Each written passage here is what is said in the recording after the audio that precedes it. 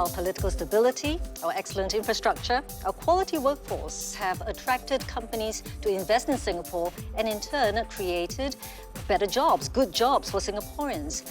But the employment landscape has transformed. Recently, the Manpower Ministry shared that in 2015, local employment grew by only 100 jobs. That's the lowest in 17 years. Are Singaporeans running out of jobs? If you look at the Singaporean workforce, over the last 10 years, it had been growing. On the average, about 70,000 a year. Some years more, some less. But last year, it dropped to almost zero.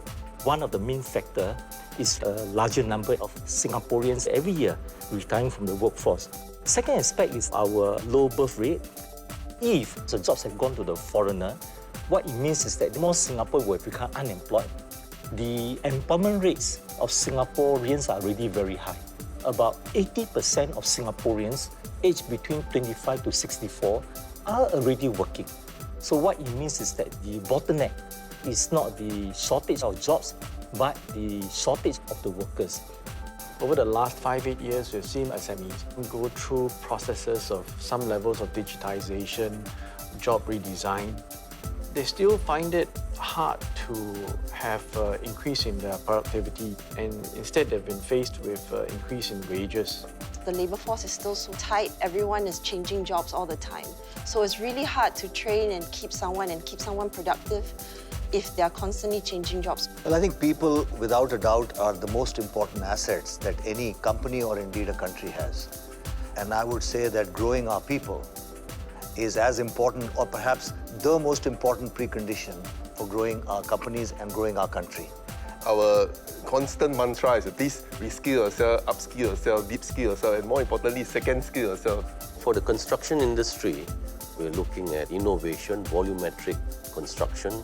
All these innovations are in place, and that's where we need really skilled people, and that's where I think there's a big opportunity for Singaporeans to come in. The aspirations of our people are changing, and I think we have to recognize that. How do you create what I call the democratization of workplaces, where you respect everyone's roles and responsibilities rather than you respect people's titles? And those are some of the things that I think have to change. So if you go to places like Europe, like the bus driver there, he takes great pride in his work. In Japan, the doorman, he doesn't see it as just picking up a bag, he sees it as entering his world. So we have to give more respect to those type of jobs and see that it's not just everyone wants to be a lawyer or banker, but there's many other opportunities out there.